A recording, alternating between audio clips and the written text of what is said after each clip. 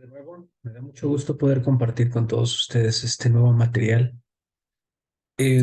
Realmente lo comentaba yo en la última sesión, en términos de satisfacción personal, no hay cosa que me genere más satisfacción personal y profesional que poder transmitir algo que pueda ayudar a otras personas, a dar una guía, porque nunca he pretendido, al menos yo no pretendo transmitir algo como si fuera una ley, como si fuera un precepto, mandamiento dogmático, no, para nada.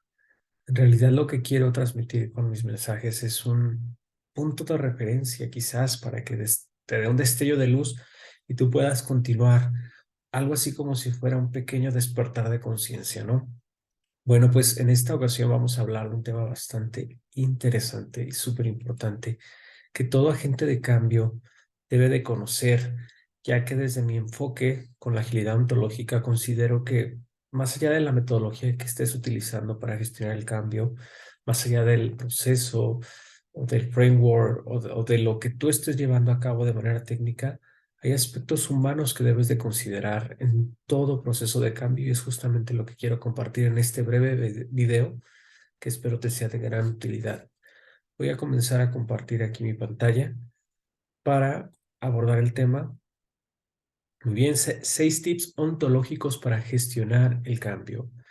Evidentemente, cuando hago alusión a la palabra ontológico, quiero resaltar que me refiero a el enfoque en el ser.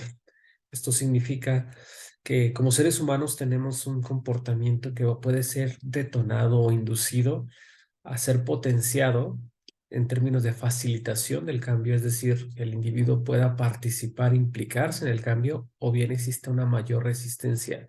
Invariablemente la resistencia al cambio es genética, es biológica y está en todos nosotros, pero sin embargo existen formas que si tú eres consciente de estos 6 tips que te voy a compartir, puedes fomentar que exista una mejor asimilación o que ese proceso, esa curva de adopción del cambio se dé de manera más natural, más rápida. Muy bien, comencemos. Lo primero que quiero que tengas en cuenta son 3 cosas. Existen 3 aspectos en los cuales se puede dar el cambio. El primero es la revolución. Cuando hemos o reflexionamos acerca de sucesos en la historia que han dado un cambio a través de revoluciones, y hablamos de los países, ¿no? Donde hay revoluciones, incluso se han dado conflictos bélicos, guerras civiles, etcétera. Siempre hay una característica y que es que es muy violenta, hay mucha sangre. Implícitamente las pérdidas humanas en este tipo de movimientos pues son inherentes.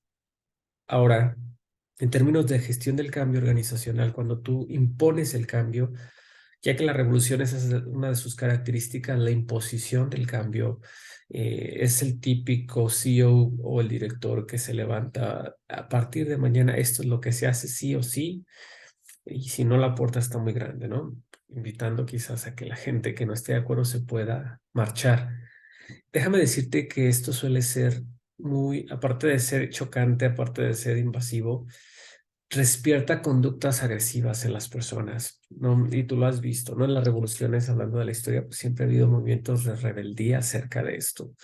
Y se gestionan estos pequeños grupos de rebeldes dentro de la organización que van a buscar cómo sabotear el cambio. Si tú eres un agente de cambio, ya sea como agilista o como cualquier otra rol en el que estés ejerciendo un líder de influencia, considera que si tú impones el cambio y pretendes hacer una revolución, va a haber actos violentos al interior, y no me refiero necesariamente a actos de sangre, pero sí puede haber una comunicación violenta, puede haber aspectos de pérdidas, la gente puede irse, ¿no? Y decidir no estar porque es abrumada, asfixiada por el cambio. Entonces, estos rebeldes que se quedan, pues pueden ya sabotear. Entonces, yo no recomiendo que una gestión del cambio sea impuesta. Por lo tanto, le llamaremos a este punto número 1 revolución, lo cual para mí no es algo que yo te pueda recomendar.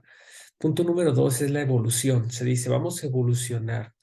Sí, el término es, digamos, menos chocante que revolución, pero el tema de la evolución es que, pues si lo vemos en la evolución natural, que se ha tenido en la humanidad, es que es lento, ¿no? vamos evolucionando, sí, pero a veces el tiempo en el que estamos demanda una respuesta al cambio lo antes posible, rápida, una adaptación rápida. Cuando nosotros estamos trabajando en una organización donde el cambio está impulsándose como si fuese una evolución, pues eventualmente, te recomiendo, va a haber resultados, pero muchas de las veces son unos resultados que no dan el sustento o que no son adecuados para responder al cambio que tenemos enfrente.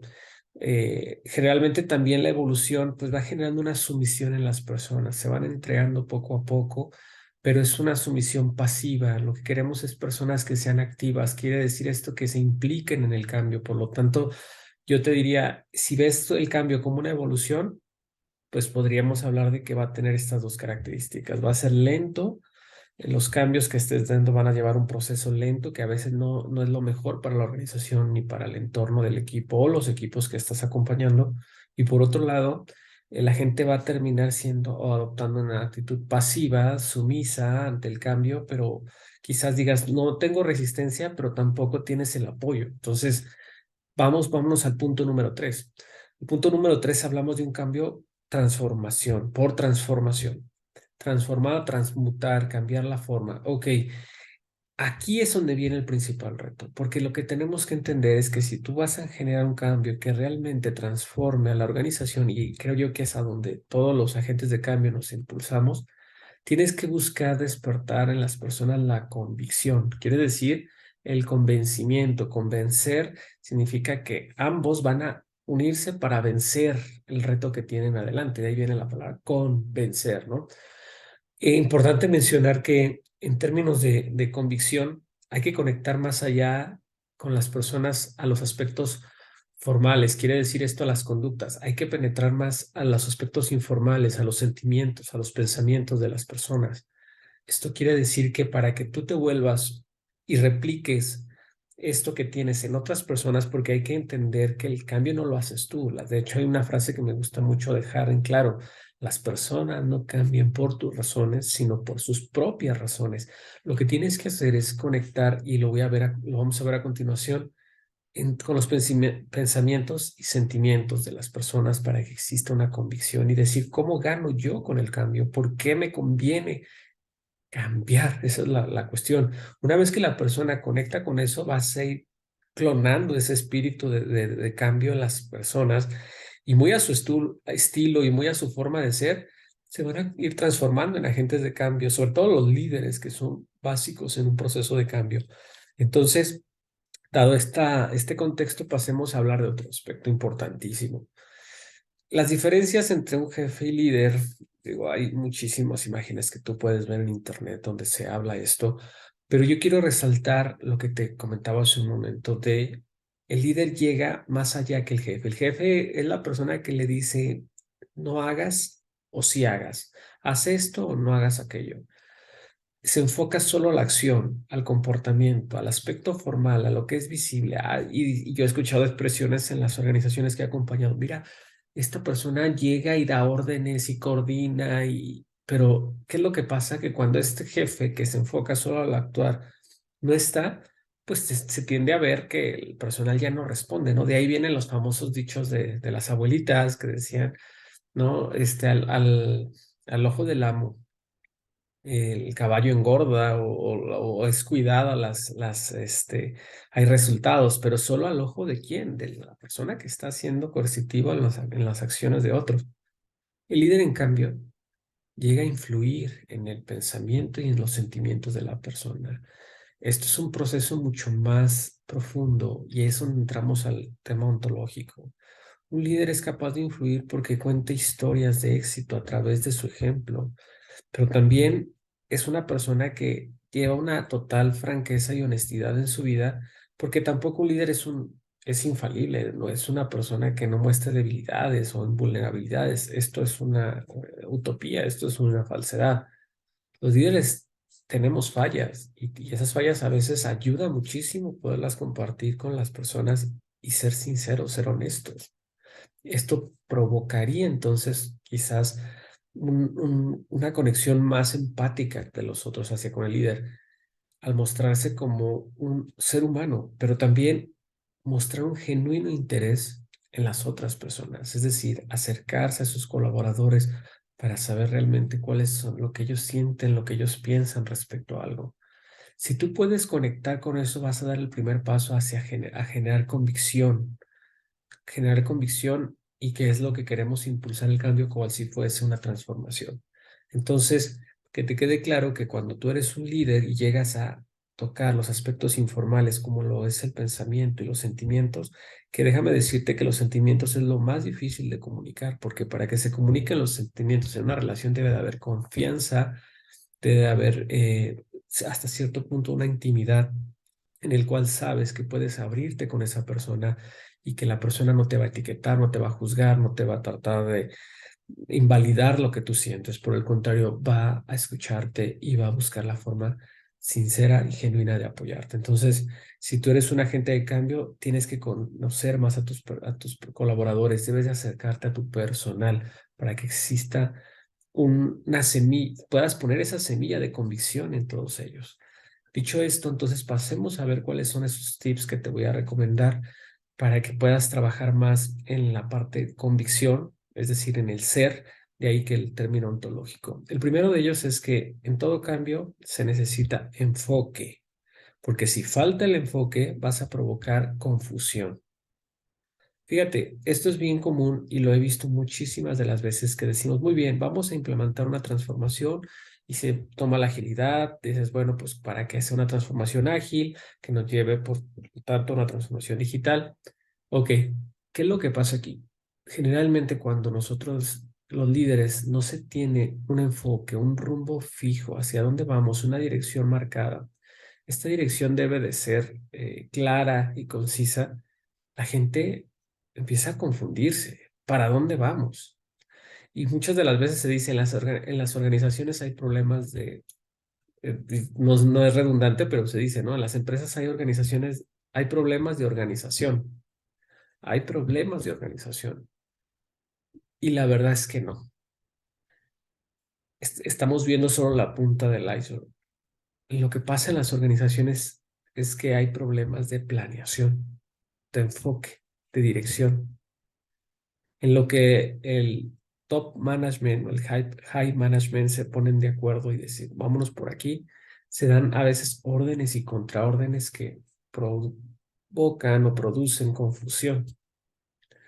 Es bien importante que cuando se clarifique una visión, te asegures de que esa visión sea compartida, que esa visión sea plenamente asimilada y entendida a través de diferentes herramientas, pero lo importante aquí es que exista un enfoque para que cuando hables con tus colaboradores ellos tengan una certeza hacia dónde se va, cuál es la dirección. Y en la vida inclusive es mejor llevar dirección que llevar velocidad. De nada sirve que lleves mucha velocidad y que te aceleres cuando ni siquiera sabes a dónde vas o no estás seguro de dónde vas. Ese es el primer tip. Segundo tip, si faltan habilidades en tus colaboradores, vas a provocar gran índice de ansiedad. ¿Esto qué significa? Bueno, a veces lo que empezamos a hacer nosotros los agilistas es que, ok, yo vengo y doy un workshop, un taller, y les capacito en algún framework de gestión, sea Scrum, sea Kanban o cualquier proceso o algo más de escala, ¿no? Safe. Y lo que está pasando aquí es que nosotros creemos que la habilidad se genera solo por la parte de la teoría y no es así. Cuando tú das un conocimiento teórico, pues al final es teoría y son ideas, son conceptos que se implantan en la mente, pero para poderlos llevar o convertir en una habilidad se requiere de práctica, se requiere de entrenamiento, se requiere de acompañamiento. Y ahí es donde también yo difiero con la gestión de muchos agilistas que solo creen que por hacer workshops ya es suficiente. Realmente hay que acompañar a la gente y armarte de paciencia y tener muchísima tolerancia porque te vas a dar cuenta que de la teoría a la práctica hay un gap importante que se tiene que considerar. Porque en caso de que no lo consideres tú, el que tu personal realmente tenga las skills, las habilidades, que empiecen a desarrollarlas, que las estés entrenando a través del acompañamiento, a través de la ejecución, de la práctica día a día y se enfrenten a retos constantes y situaciones difíciles, lejos de que la gente esté convencida, vas a tener gente ansiosa. Y bueno, de hecho ya se sabe, ¿no? De que hoy la autoridad, al menos en México, ha impulsado programas antiestrés, antiansiedad a través de normativas. Pero más allá de eso, el punto es que no vas, una gente ansiosa es una gente que tiene miedo, miedo al futuro, qué va a pasar, no sé cómo manejarlo, me encuentro inhabilitado para manejar esto. Y una persona que tiene miedo como emoción base no tiene desarrollado su potencial, porque el miedo está frente a esa persona y por lo tanto te genera ansiedad. Ansiedad que se puede traducir en un bajo desempeño y todavía más allá en enfermedades, en desgaste físico, emocional, psicológico. Ojo con eso. Entonces, este es otro tip bien importante cuando gestionas el cambio, hablando de seres humanos, porque yo me enfoco mucho a esa palabra, al ser humano. Deja tú ya de los procesos, deja tú de las estructuras, de las políticas. Estamos tratando con personas y una de mis frases es, con la gente todo, sin la gente nada. El tercer tip que te puedo yo recomendar a considerar tú como agente de cambio es, si falta incentivar a las personas, si te faltan incentivos, vas a provocar desmotivación. Muchas de las veces tenemos el típico jefe exigente que les pide a sus colaboradores resultados, les exige resultados. El asunto aquí es que no sabe cómo incentivar. Un incentivo no es otra cosa más que un impulso que se va a dar durante el proceso. Y hay que también desmitificar el hecho de que para que las personas respondan se les tiene que dar el dinero, se les tiene que dar el bono, la plata. No, vamos a hablar de algo más profundo, de incentivos intrínsecos. De ahí vienen conceptos tales como el salario emocional, pero yéndome más aún tenemos los motivadores de Management 3.0, ¿no? Los aspectos intrínsecos de la motivación tales como la libertad, el orden, la maestría, eh, aspectos que van a permitirle a la persona conectar con un propósito. Muchas de las veces el reconocimiento es esencial para que provoques un incentivo. Si tú cierras una retrospectiva y no hay una etapa en la que existe un espacio para dar las gracias, para agradecerse entre el equipo, para expresar un reconocimiento por el apoyo recibido durante el sprint, hablando de Scrum, por ejemplo, bueno, estás llevando o induciendo que tus personas no tengan esos incentivos y por lo tanto se desmotiven. A veces agradecer la disposición, la buena actitud, reconocer el esfuerzo es suficiente para provocar motivación. Pero si tú no incentivas, si tú no reconoces, si tú no agradeces, si tú lo ves como algo ordinario, muchas veces se dice que lo que menos agradecemos es lo que tenemos o damos por hecho, ¿no? Tú te levantaste hoy y tienes una comida en tu refrigerador, tienes vestido, tienes un techo donde dormir y ya no te levantas ni siquiera lo agradeces. A veces te levantas como, es lo de siempre, es común, pero no agradeces. No estoy hablando, si tú crees en Dios, pues agradecele a Dios. Si crees a la vida, agradece a la vida, agradecele a otras personas, agradecete a ti mismo. Pero la gratitud es esencial y es parte de esos incentivos para provocar motivación, pero no incentivar provoca desmotivación y gente desmotivada es gente que no va a dar los resultados esperados. Entonces, ojo con esto. El siguiente punto, si faltan recursos, vas a provocar frustración. Muchas de las veces impulsas el cambio y vamos para adelante, y yo lo he visto en muchos líderes que dicen, vamos a lograr esto, adelante, pero las personas no cuentan con los recursos necesarios. Y ojo con lo que voy a decir, las personas no son recursos, las personas tenemos recursos, las personas somos seres humanos. Un sistema compuesto de biología, de aspectos psicológicos, aspectos culturales, aspectos emocionales. Y ahí es donde entramos a impulsar el tema de la facilitación de recursos. Por ejemplo, hablemos de un recurso técnico como lo es en términos del desarrollo de software, un equipo capaz, hablo de un computador suficiente para poder desempeñar sus labores. A veces lo que hacen las empresas es que mandan las máquinas más viejitas, ¿no? A sus nuevos ingresos, o a veces, lamentablemente, no les dan los recursos necesarios, hablando ya un poquito más en términos de herramientas de software para que las personas puedan hacer yo lo he visto ahorita con el teletrabajo de organización a organización donde he estado. Algunas tienen mejores aplicativos para tener interconectividad, ¿no? Mensajes, llamadas. Algunos tienen unos aplicativos de ASCO.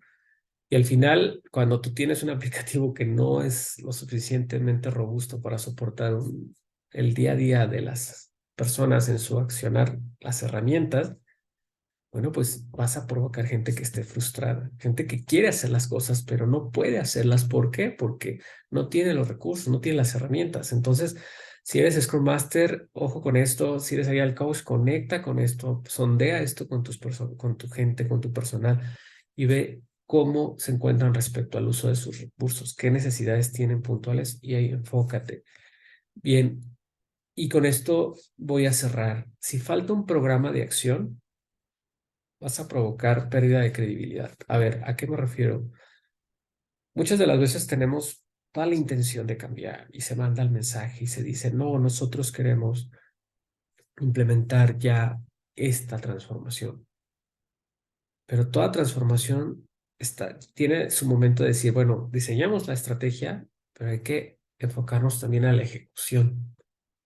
Y cuando nos enfocamos en la ejecución y empezamos a trabajar en el accionar día a día, entonces nos empezamos a llevar muchos hallazgos, nos empezamos a dar cuenta de que las cosas no eran como creíamos y adaptamos, pero ya en la ejecución se da uno cuenta de esto. Hay una cosa que decía mi abuelita que era el síndrome del sopilote estreñido, que es el sopilote que planea, planea, pero no obra. Bueno, dicho en la traducción, aquellos que hacen muy bonitas PPTs, hacen muy bonitos planes, pero no se ejecutan. Yo he visto muchísimos Agile coaches que tienen sus slides muy bonitos donde dicen así se funciona la conexión del portfolio con el programa, con los backlogs locales, así, implementando Safe, por ejemplo. Pero cuando hay que empezar a concretar en la ejecución, ya es donde empieza a haber fallos.